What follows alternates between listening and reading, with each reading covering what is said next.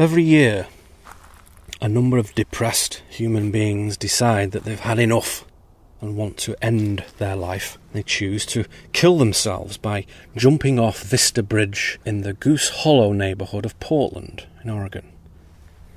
And so they hurl themselves from the stone bridge high up onto the pavement below, onto the road, onto the railway tracks. Splat.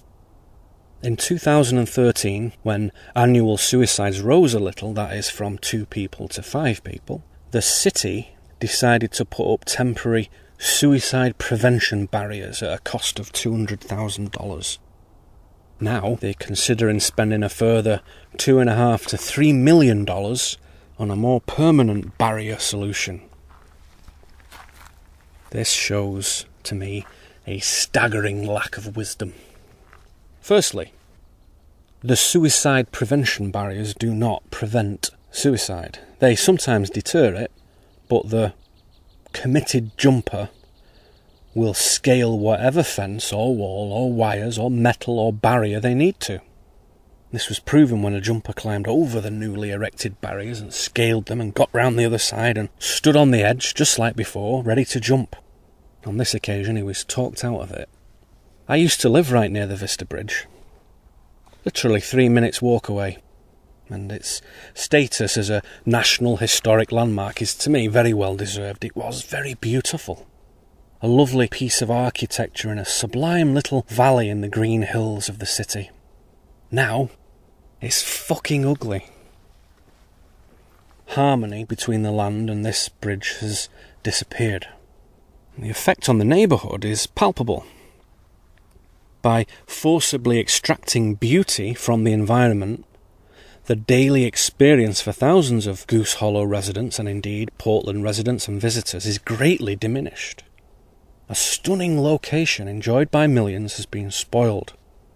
Why? To help prevent suicides? No. The barriers exist purely for the convenience of those who don't want splattered corpses on the sidewalk and rail tracks. Understandably. They're not safety barriers. They have nothing whatsoever to do with helping suicidal people. It is therefore morally and ethically dishonest to pretend that the barriers are there to prevent loss of life. They are not. And this makes us look broader into the question of suicide, not just this little bridge, but the whole thing. And according to recent figures from the National Institute of Medicine, about 85 Americans kill themselves every day, and that works out at about 31,000 a year. And the Centers for Disease Control and Prevention have further noted that whilst suicide used to be primarily a problem with teenagers and seniors, it is now surging amongst the middle-aged for the first time. And it is known that there are way more suicides than we actually record. It's vastly underreported, says Julie Phillips, an associate professor of sociology at Rutgers University who published research on rising suicide rates. She said, "We know we're not counting all suicides. So probably more than 85 people a day kill themselves." Officials and researchers know that they can't explain what's behind the overall rise in suicides, which I find very strange, because I think the answer's pretty simple. Pretty straightforward, really. Why are more people killing themselves? Because people in terrible mental or physical anguish want to die, and modern culture produces more pain than it used to. It is a crushing observation to realise for oneself that global mainstream society is inhuman.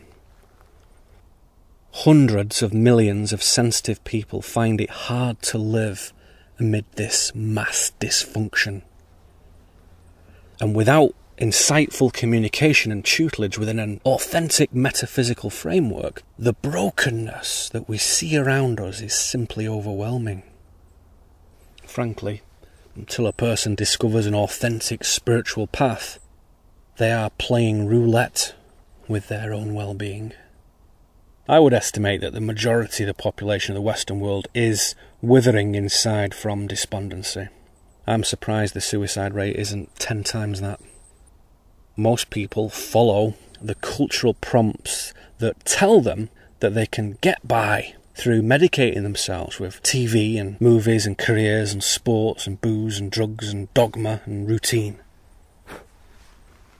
And at the time that I'm recording this, the total number of bridge jumpers in America since records began is as follows.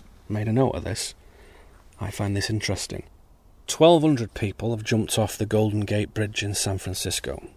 230 from George Washington Memorial Bridge in Seattle. 207 from Sunshine Skyway Bridge in Florida. 200 from Coronado Bridge in San Diego. 170 from Vista Bridge in Portland. And 55 from Cold Spring Canyon Bridge in Santa Barbara. And there's more. The list goes on, but you get the idea. Depressed people want out. Bridges are one way of achieving that.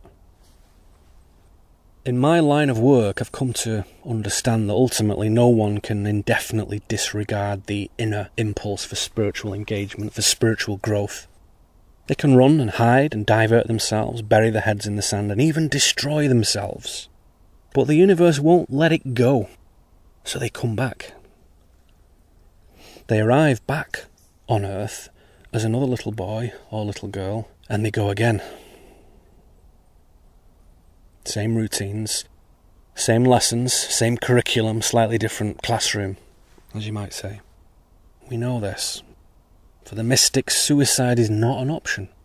It absolutely guarantees a return journey to the same set of life circumstances. Thousands of years of esoteric wisdom suggest that unresolved patterns are repeated in new incarnations until root problems are fully addressed, redesigned and repatterned. We have to face down the demons, confront what scares us, dissolve it with insight. Spend quality time with men and women of deep spiritual wisdom. Understand that the root of depression is being misaligned with one's inner truth. Who we are, what we're capable of, what we want, what we don't want. So putting barriers up on a bridge just reduces the number of splattered corpses on the street. Depression is misalignment. It can be corrected. Suicide, thoughts of suicide, arise when someone is out of ideas, exhausted.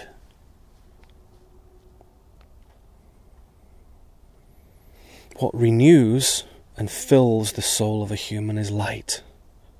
In light, there is wisdom.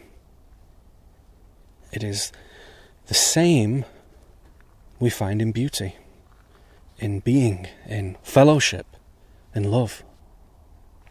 The adventure of spiritual development brings a definite strength and equity that makes any sort of sustained depression difficult. Because in living in alignment with our growth, we become part of the growth of the universe.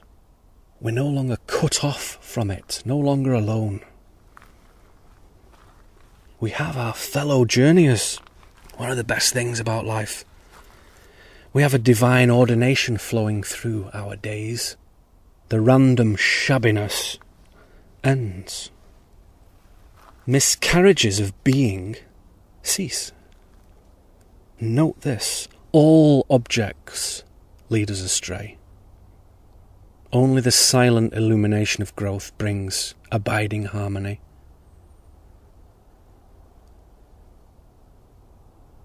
Hard light embodied for a moment, and then outward, a repose,